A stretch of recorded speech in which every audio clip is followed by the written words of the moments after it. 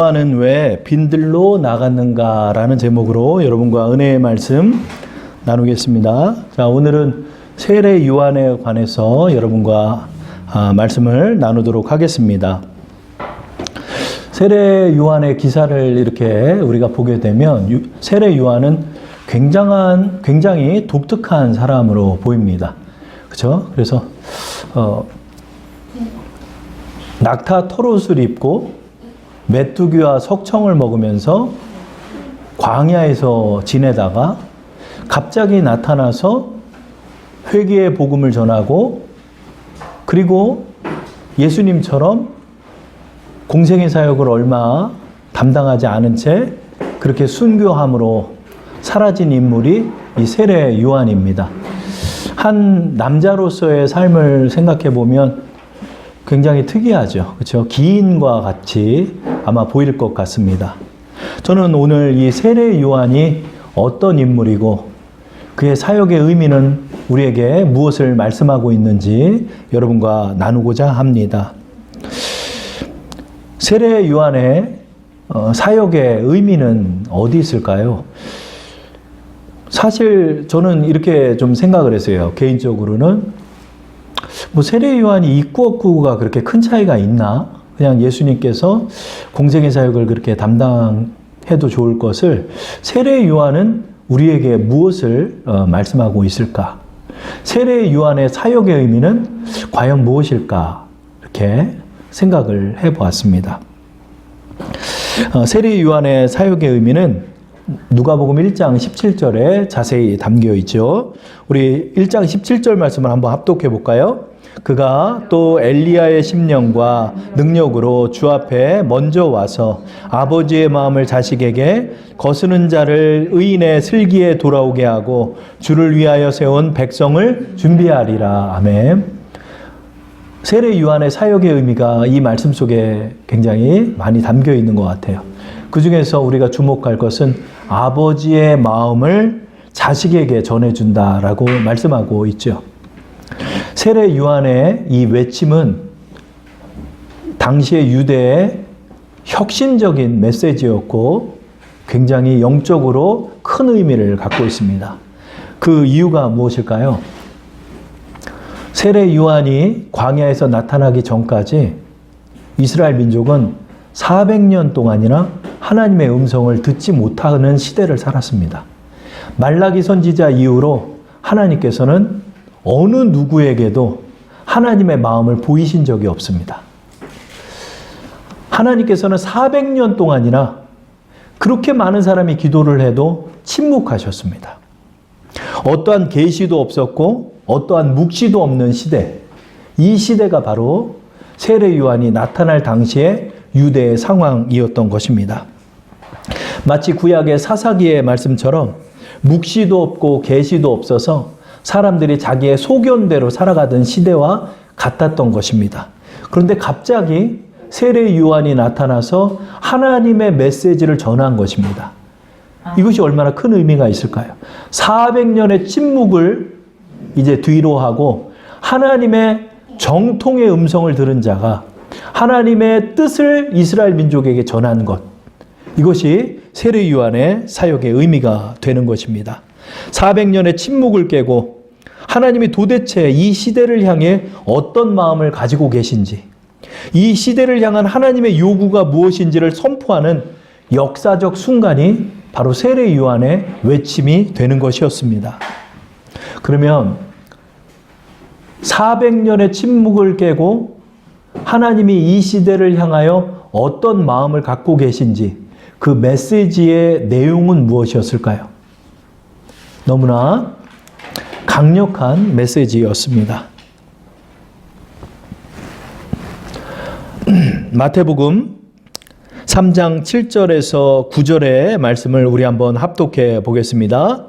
요한이 많은 바리새인들과 사두개인들이 세례 베푸는 대로 오는 것을 보고 이르되 독사의 자식들아 누가 너희를 가르쳐 임박한 진노를 피하라 하더냐. 그러므로 회개에 합당한 열매를 맺고 속으로 아브라함이 우리 조상이라고 생각하지 말라. 내가 너희에게 이르노니 하나님이 능히 이 돌들로도 아브라함의 자손이 되게 하시리라. 아멘. 400년의 침묵을 깨고 하나님의 계시를 받은 자, 이 세례 요한이 전한 메시지는 강력한 메시지였습니다. 당시에 유대를 이끌고 있는다는 이 종교인들이 세례 요한에게 올 때 세례 요한은 이 하늘의 자식들아라고 말하지 않았고 그들을 향하여 이 독사의 자식아라고 말했습니다. 이 독사는 마귀를 상징하는 것입니다. 마귀의 자식이라는 것입니다. 너무나도 충격적인 메시지가 아닐 수 없습니다. 그 당시에 영적으로 유대를 인도하고 있다는 사두개인과 바리새인들, 이 종교 지도자들이 왔을 때 그들에게 마귀의 자식이라고 말하는 것입니다. 그리고 뭐라고 말하죠? 유대를 향하여 임박한 진노를 너희가 피할 수 없다라고 말하는 것입니다. 지금 이 시대를 향하여 세례 요한이 전한 메시지는 하나님의 진노가 임박해 있다라는 것입니다. 그런데 지금 세례 요한에게 다가오고 있는 바리새인과 사두개인은 어떤 사람이죠? 대농장주의입니다. 살기 아주 편합니다. 돈도 많습니다. 통행세와 또 각종 제사에 지내는 제물에 대한 환전의 이익들을 보는 사람들이 이 사람들이었습니다. 살기 편했고 자신들은 하나님의 율법을 철저히 지킨다라고 생각했고 더군다나 할례를 받은 아브라함의 정통의 자손이기 때문에 우리는 천국이 보장됐다라고 생각하는 사람들이 바로 이 사람입니다. 그런데 이 사람들에게 전한 하나님의 뜻은 마귀의 자식이라는 것이고 그들에게 진노가 임할 것이라는 것입니다. 이것은 대단히 충격적인 것입니다. 나는 신앙생활 똑바로 한다고 생각했고 더군다나 사람들의 존경을 받는다라고 생각했던 사람들을 향해 하나님은 너희를 그렇게 보지 않는다는 것입니다. 연이어 세례 요한은 마태복음 3장 10절에 이렇게 말씀하지요. 우리 한번 읽어볼까요? 이미 도끼가 나무 뿌리에 놓였으니 좋은 열매를 맺지 아니하는 나무마다 찍혀 불에 던져지리라. 아멘. 도끼가 있는데 그 도끼가 나무 뿌리에 놓여 있다라고 합니다. 이게 어떤 순간을 말하는 거죠? 도끼질을 해서 나무 뿌리를 지금 찍고 있다는 것입니다. 이제 몇 번만 더 이 도끼질을 하게 되면 이 나무는 넘어져서 쓰러지게 된다는 것이죠. 이것이 뭐죠? 하나님의 진노의 임박성을 우리에게 생생하게 증언하는 말씀이 되는 것입니다. 지금 이 시대는 어떤 시대라는 것이죠? 이 시대는 하나님의 진노의 도끼가 우리 인생의 뿌리 위에 놓여져 있는 시기이며 임박한 진노가 우리 코앞에 당면하고 있는 것이며 나는 신앙생활 잘해서 천국이 보장됐다라고 생각하는 모든 사람들에게 너희는 하나님의 자녀가 아니라 독사의 자녀라라고 말하는 메시지가 되는 것입니다. 이 얼마나 충격적인 메시지가 아닐까요? 하나님은 지금 이 시대를 이렇게 보고 있다라고 말하는 것입니다. 저는 이 세례 요한을 이번 한 주 동안 생각해 봤습니다. 사실 너무나 힘든 시간이었습니다. 여러분에게 이 새해를 맞이하면서 덕담과 함께 즐거운 복음을 전하고 싶었습니다. 그러나 제가 여러분과 함께 새해를 맞이하면서 예수님의 공생의 사역을 따라가 보자. 이렇게 여러분에게 정했지요. 사실은 이 말씀은 대장정입니다. 왜냐하면 보니까 4월달까지 가야 돼요. 4월달까지 그 부활절이 4월 중순에 있어요. 그렇죠? 앞으로 지금 한 3개월여가 남아 있는 것입니다. 그래서 예수님의 사역을 정리를 하면서 이 세례 요한이 빠져서는 안 된다는 걸 느끼고 이 말씀을 준비했는데 세례 요한을 준비하면서 이 시대를 향한 세례 요한의 외침이라는 생각이 저의 머리를 떠나지 않았습니다. 이 시대를 향해서도 지금 세례 요한은 외치고 있습니다. 많은 이들이 너무 살기가 좋고, 많은 이들이 돈만 좀 있으면 이 세상에서 행복할 수 있고, 많은 이들이 이 세상의 성공과 명예를 추구하며 살아가고 있는 이때에 낙타 털옷을 입은 하나님의 계시를 받은 어떤 자가 나타나서 이 시대를 향해 말하는 것입니다. 마치 요나가 그 최강의 국가 니느웨를 향하여 외쳤던 것처럼, 이제 얼마 안 있으면 하나님의 심판이 이 니느웨 백성에게 임할 것이다 라고 외쳤던 것처럼 이 시대를 향하여 세례 요한이 이렇게 외치고 있는 것입니다. 너희가 임박한 진노를 피할 수 있겠느냐. 여러분, 우리는 이 호화로운 생활 속에서, 이 윤택한 생활 속에서 이 하나님의 메시지를 기억해야 합니다. 우리도 지금 하나님께서 이 세상을 어떻게 보고 계신지를 주님의 시선으로 함께 보며 동참해야 하는 것입니다. 지금 세례 요한은 충격적으로 그들에게 말하고 있는 것입니다. 그렇다면 지금 세례 요한이 이 메시지를 전할 당시 도대체 세상은 어떻게 돌아가고 있었을까요? 오늘 누가복음 3장 2절이 우리의 본문이죠. 자, 우리 누가복음 3장 2절의 말씀을 함께 합독해 보겠습니다. 안나스와 가야바가 대제사장으로 있을 때 하나님의 말씀이 빈들에서 사가랴의 아들 요한에게 임한지라. 아멘. 누가복음 3장 2절의 말씀은 지금 이 시대의 세태를 너무도 극명하게 보여주는 장면이 되는 것입니다. 우리는 누가복음 3장 2절의 말씀을 통해서 두 가지의 의문점을 품어야 합니다.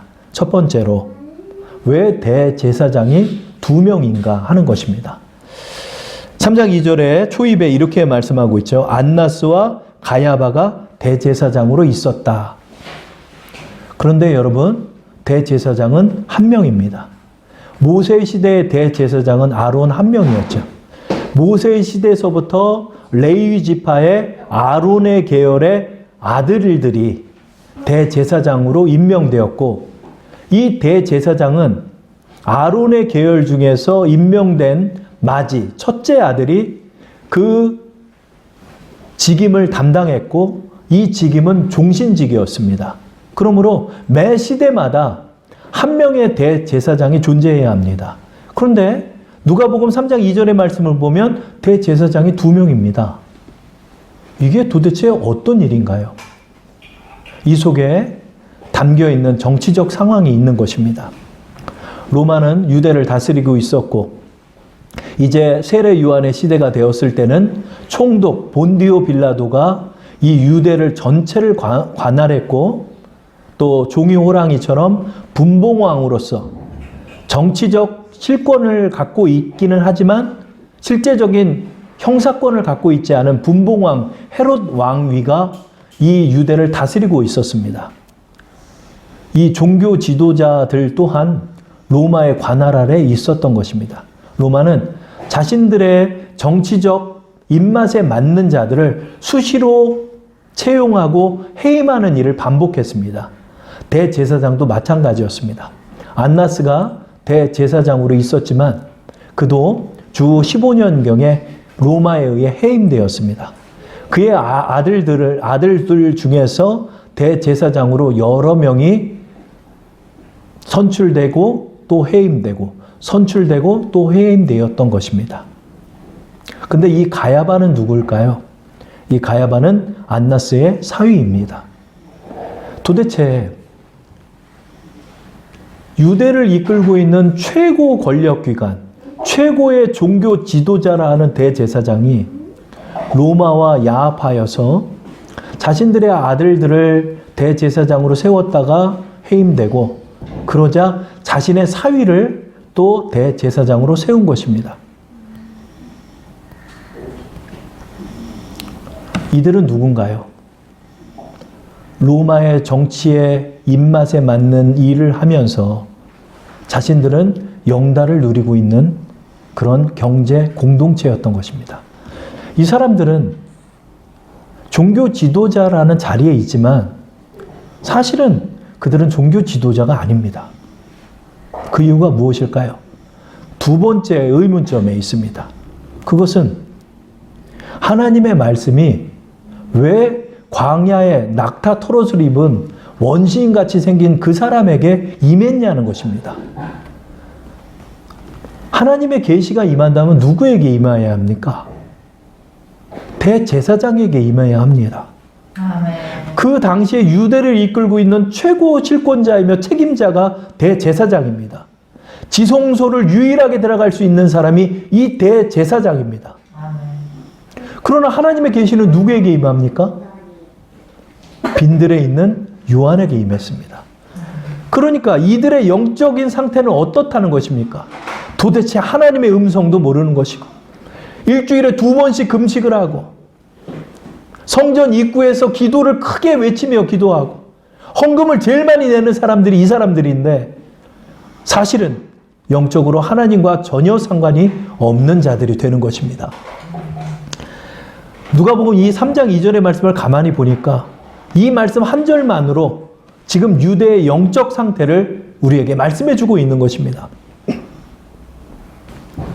내 자식들 안 되니까 내 사위를 담임 목사로 세우고 내 자식들 안 되니까 이제 내 사위를 실권자로 세워서 그러나 사실은 가야바의 막후에 안나스가 실권적 대제사장으로서의 역할을 담당하는 것입니다. 일종의 섭정을 하고 있는 셈입니다. 안나스와 가야바는 이런 사람들이었습니다. 이 안나스와 가야바는 도대체 어떤 길을 걸었나 제가 사복음서를 찾아보니까 너무나 충격을 받게 됩니다.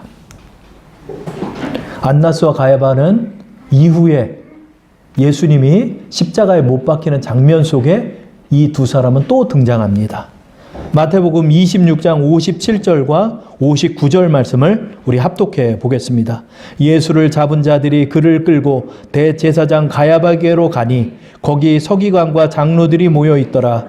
대제사장들과 온 공회가 예수를 죽이려고 그를 칠 거짓 증거를 찾으매 대제사장들이라고 말합니다. 누굽니까? 가야바와 안나스입니다. 이들이 지금 누구를 죽이겠다고 거짓 증거를 찾고 있습니까? 예수를 죽이겠다라고 하는 것입니다. 요한복음 18장 24절도 우리 한번 읽어보겠습니다. 안나스가 예수를 결박한 그대로 대제사장 가야바에게 보내니라. 아멘. 이 두 사람은 도대체 어디에 참여하고 있습니까?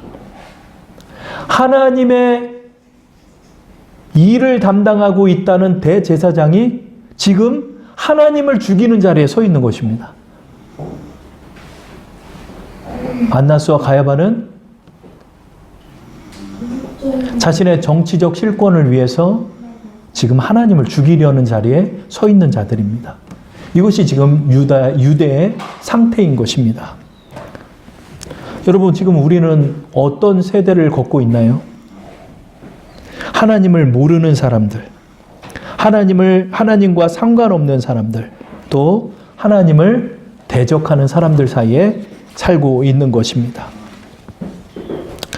이런 세상을 향하여 세례 요한은 하나님의 정확한 뜻을 이 세상에 전해주고 있는 것입니다. 이 사람들은 살기 편합니다. 안나스와 가야바는 대부호들입니다. 자, 오늘의 말씀의 제목이 무엇인가요? 요한은 왜 빈들로 나갔는가입니다. 하나님께서는 이러한 세상 속에서 왜 요한을 빈들로 부르셨을까요? 빈들이 어디인가요? 빈들은 광야입니다. 그 광야 중에서 어느 광야인가요? 유대 광야입니다. 마태복음 3장 1절에 말씀하고 있지요. 한번 읽어볼까요? 그때 세례 요한이 이르러 유대 광야에서 전파하여 말하되. 지금 세례 요한은 어려서부터 이 유대 광야 속에 들어가서 산 것입니다. 유대 광야는 어디죠? 영어 성경을 보니까 He lived in the desert라고 합니다. 사막에서 산 것입니다. 사막에서 어떻게 삽니까, 여러분? 농사도 되지 않습니다. 이 땅을 제가 다큐를 살펴보니까 석회질 땅으로 형성되어 있고 그 동쪽 인근에는 사해바다가 인접해 있어서 이 염도가 굉장히 높은 땅입니다. 이 땅에서는 농사를 지을 수가 없습니다. 그래서 세례 요한은 여기서 메뚜기를 잡아먹고 그리고 석청, 야생꿀이라고 합니다. 그래서 야생꿀 그것을 퍼먹었습니다. 그러나 풍부했을까요? 그렇지 않죠. 없는 날은 굶기도 했고 금식하는 날이 더 많았고 메뚜기를 잡아 겨우 단백질을 섭취할 수 있었을 뿐더러 야생꿀을 매 순간마다 채취할 수 있는 것도 아니었을 것입니다. 굉장히 어려운 생활을 했고 굉장히 척박한 곳에서 그는 살았던 것입니다. 하나님께서는 그를 왜 이곳으로 불렀을까요? 유대 광야를 제가 한번 살펴보니까 이곳이 바로 유대 광야의 전경을 찍은 사진입니다. 유대 광야 아무것도 없는 곳입니다. 보기에도 너무나 척박한 땅이고 너무나 살기 어려운 땅입니다. 하나님께서는 그를 왜 여기다 부르셨을까요?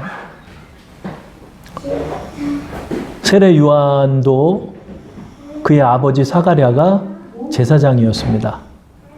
말씀을 보면 아비야의 반열에 제사장 사가랴였습니다.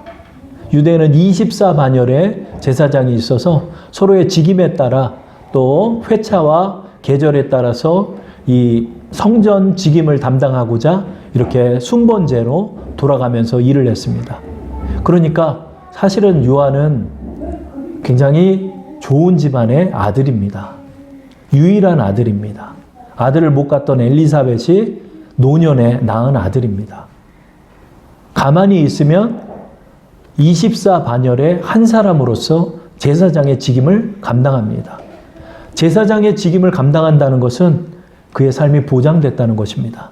이 당시의 유대 사회는 독특한 사회로서 종교 지도자가 실권은 없는 듯 하지만 사실은 율법을 관할하고 있기 때문에 이들은 유대의 실질적 관할자입니다. 생활이 보장됐습니다. 성전에서 취하고 있는 막대한 환전 수익과 통행세를 받는 자들입니다. 경제적으로도 보장되어 있습니다. 하나님께서는 이런 요한을 왜 빈들로 부르셨을까요? 요한도 가만히 있었으면 안나스와 가야바의 길을 걸을 공산이 너무나 컸습니다. 바리새인이 되고 사두개인이 되고 대제사장이 되고 제사장이 되고 이런 종교 지도자들 속에서 권력의 맛을 보고 세상에 때가 묻고 똑같이 세상을 바라보며 세상 속에 살아갈 요한을 하나님께서는 일부러 빈들에 부르신 것입니다. 아무것도 없기에 하나님만을 바라볼 수밖에 없는 곳이 이 빈들입니다. 아무것도 없기에 오늘 하루 주시는 하나님의 음식이 나의 삶에 가장 귀한 것임을 여기고 살았던 세월이 바로 요한의 삶이 되는 것입니다. 하나님께서는 이곳에서 하나님의 말씀을 주시고자 세례 요한을 부르신 것입니다. 그래서 요한에게 하나님의 말씀을 400년 만에 그에게 보이시는 것입니다. 누가복음 1장 17절에 이렇게 말하죠. 그가 또 엘리야의 심령과 능력으로 주 앞에 먼저 와서 아버지의 마음을 자식에게 거스르는 자를 의인의 슬기에 돌아오게 하고 주를 위하여 세운 백성을 준비하리라. 아멘. 아버지의 마음을 보여주시고자 세례 요한을 빈들로 부르신 것입니다. 비록 살기 어렵고 세상에서 나와 같은 제사장 계열의 아들들이 누리는 그 호사를 누리지는 못했지만 요한은 이곳에서 이 세태를 바로 보게 됐고 하나님의 마음을 알게 됐고 또 무엇보다 나의 인생의 사명이 무엇인지를 발견하는 곳이 바로 이 유대 광야였습니다. 세례 요한은 불꽃처럼 살다 갔습니다. 예수님보다 6개월 정도 나이가 앞섰으니까 그의 죽음도 예수님의 죽음과 같이 30대 초반이었습니다. 그가 광야에서 어떻게 지냈는지는 아무 기사가 나와 있지 않습니다. 그는 잠깐 나타나서 하나님의 마음을 유대 백성에게 보이고 주의 길을 예비하다 그렇게 순교하고 떠난 인물이 되는 것입니다. 여러분, 세례 요한이 비참해 보입니까? 안나스와 가야바가 비참한 것일까요? 여러분, 이 세상 속에서 하나님은 자취를 감추셨고 이 세상 속에서 하나님은 그 모습을 보이지 않습니다. 그러기에 사람들은 제 소견대로 하나님을 바라보고 천국을 바라보고 이 생을 바라보고 또 저생을 바라보는 것입니다. 내가 가면 편하게 가겠지. 내가 이 세상 이렇게 살다 가면 뭐 또 편한 삶을 살 수 있겠지. 저마다 사사기의 말씀처럼 제 소견대로 하나님을 판단하고 제 소견대로 세상을 바라보다 사람들은 떠나는 것입니다.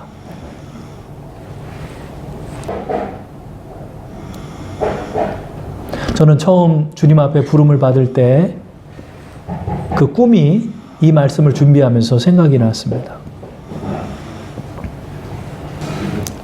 이제 목회자가 되어서 주님의 길을 걸으려고 이렇게 마음으로 준비하고 이제 신대원을 다시 준비해서 들어가야 하는 그 30대 중반의 시기에 어느 날 하나님께서 그 저녁에 꿈을 꾸게 하실 때 그 하천의 강둑 위에 제가 서 있었고 폭우가 내렸는지 물살이 빠른 그 물이 쓸려 내려가고 있을 때 많은 사람들이 그 강물에서 떠내려가고 있는 것을 저는 꿈으로 보았습니다. 세례 요한이 왜 갑자기 나타났을까요? 이 세대를 바로 보게 해주기 위함이었던 것입니다. 이 세대는 즐거운 세대가 아닌 것입니다. 이 세대는 임박한 진노의 시대인 것입니다. 이 세대는 즐겁게 희낙낙 웃을 때가 아닙니다. 우리의 웃음이 울음으로 바뀌고 우리의 즐거움이 비탄으로 바뀌는 시대가 있음을 전해야 하는 때인 것입니다. 세례 요한은 바로 이것을 깨달아 온 유대에 이 복음을 전한 자가 세례 요한인 것입니다.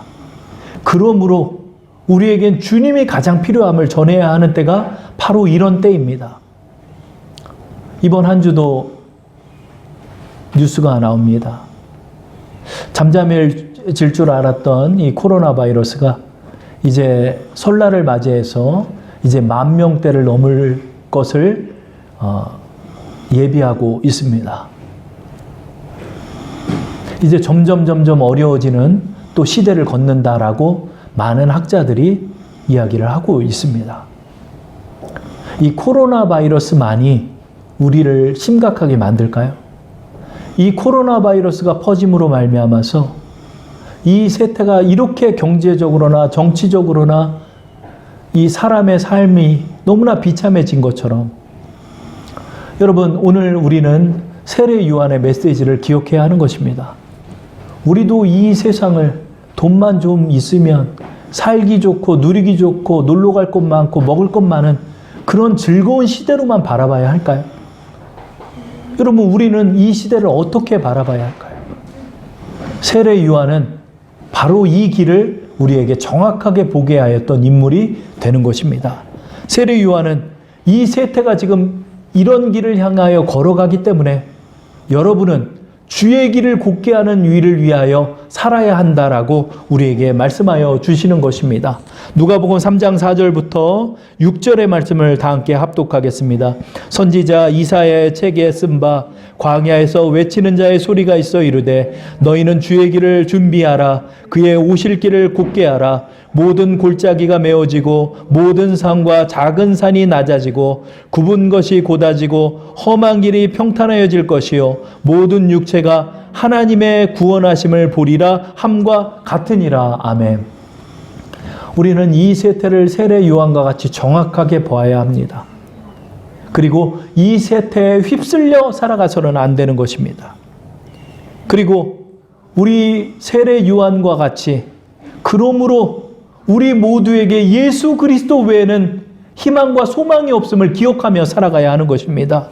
모든 육체가 하나님의 구원하심을 볼 때까지 세례 요한의 외침과 같이 우리는 이 외침을 전하며 이 세태를 바로 보고 살아가야 하는 것입니다.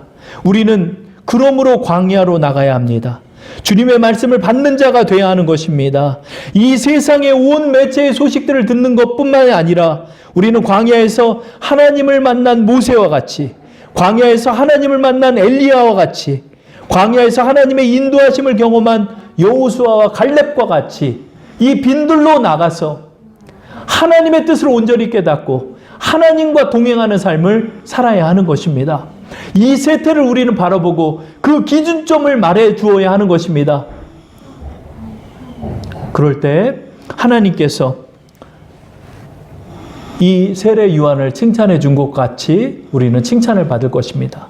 여자가 낳은 이 중에 이보다 큰 자가 없다. 세례 요한이 뭘 했습니까? 성전을 건축했습니까? 교회를 건축했습니까? 하나님의 뜻을 바라보고 그 뜻을 바로 전했을 뿐입니다.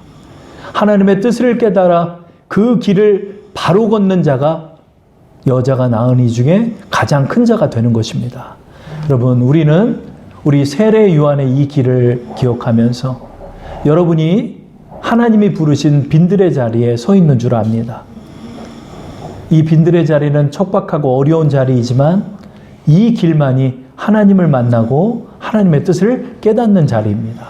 이 길을 기억하면서 내 길에서 하나님을 묵상하고 하나님을 만나며 그 뜻을 순종하는 우리 주사랑 성도 되기를 축원합니다.